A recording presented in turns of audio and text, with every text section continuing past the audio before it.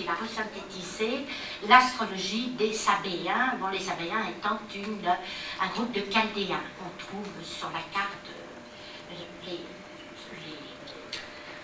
crois que c'est ça. Il y a un nom de ville que j'ai oublié, mais enfin bon, qui était le lieu d'élection des Sabéens. Alors, ce qu'il y a de particulier, enfin, d'ailleurs, tout est assez particulier dans le travail de Mark Edmund Jones, mais moi, ce qui m'a frappé, c'est qu'il nous dit quelque part, j'ai pris le texte pour vous le lire, il faut d'abord distinguer les énergies, non, attendez, c'est pas là. Il faut d'abord distinguer les énergies échangées entre la Terre ou le Soi et les autres corps célestes de celles émanées de la Terre ou du Soi et prenant leur origine sur Terre. Alors, les secondes d'abord, il existe à la surface de la Terre des forces magnétiques actives qui appartiennent au globe et font partie de son fonctionnement interne. Elles sont appelées animales et fonctionnent à travers l'horizon. Car celui-ci limite et ainsi définit les forces de surface et les influences de la vie. Toute vie manifestée du globe existe à sa surface. Les autres, il y a, alors ça c'est les deux origines de l'homme, hein, il y a actives à travers la Terre des forces magnétiques plus cosmiques qui représentent l'interéchange d'influence entre la Terre et les autres planètes. Celles-ci sont appelées spirituelles et fonctionnent à travers l'axe méridional et vertical, le zénith déterminant la tendance extrême de l'émanation des forces et influences mondiales. En d'autres termes, on peut dire que toute force attirée vers la Terre ou émanant de la Terre sera attirée vers le centre du corps et atteindra ainsi la surface verticalement à la manière d'un fil à plomb pointé vers le centre du globe. Et alors, première application des éléments du thème aux éléments humains d'existence, l'axe normal de l'homme est son épine dorsale.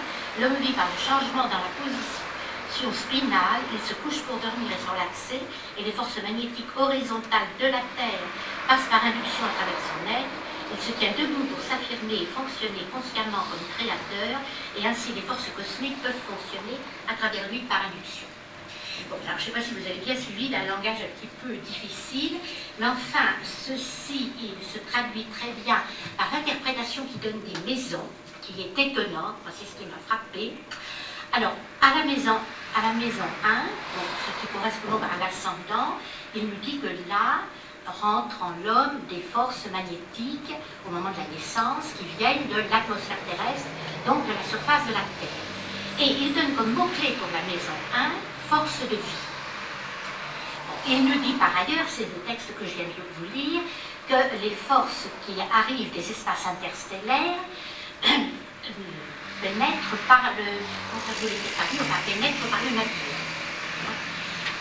Et il donne à la maison 4 le mot-clé force de l'esprit. Et à partir de là, il construit tout le système des maisons de la façon suivante.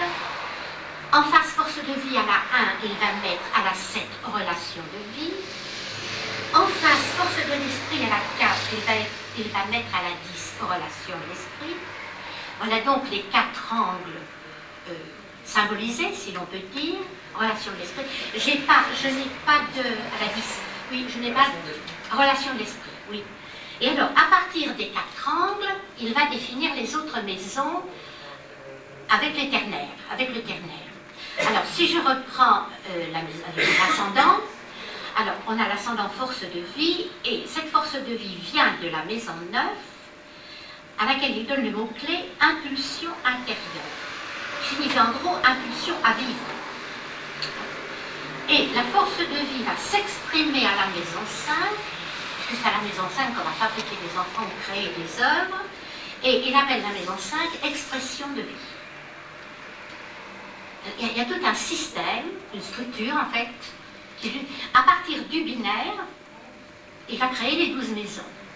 Alors, à la maison, l'angle, le descendant, qui est relation de vie, va arriver de la maison 3, et il donne à la maison 3 impulsion vers l'extérieur.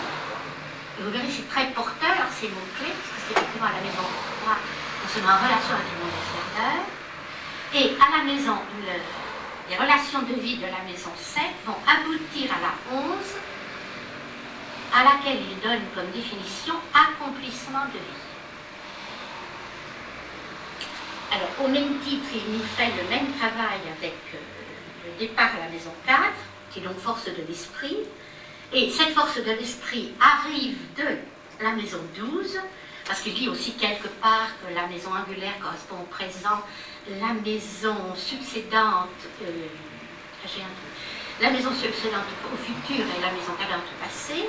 Alors, pour la force de l'esprit, elle vient de la maison 12, qui indique obligation intérieure.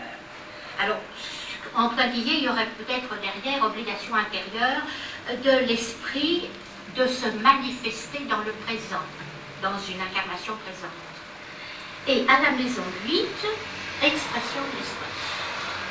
Ça demande bien entendu toute une réflexion, je vais vous dire ça très vite. Et alors, il nous reste la maison 10, qui est donc relation de l'esprit, qui arrive de la où les énergies qui sont à la maison 10 arrivent de la maison 6, comme obligation extérieure, c'est-à-dire se sentir obligé de participer au travail, à la société dans laquelle nous nous incarnons. Et les relations de l'esprit s'expriment à la 2, et qu'il définit comme accomplissement de l'esprit. Et voilà, tout un système de maisons construit à partir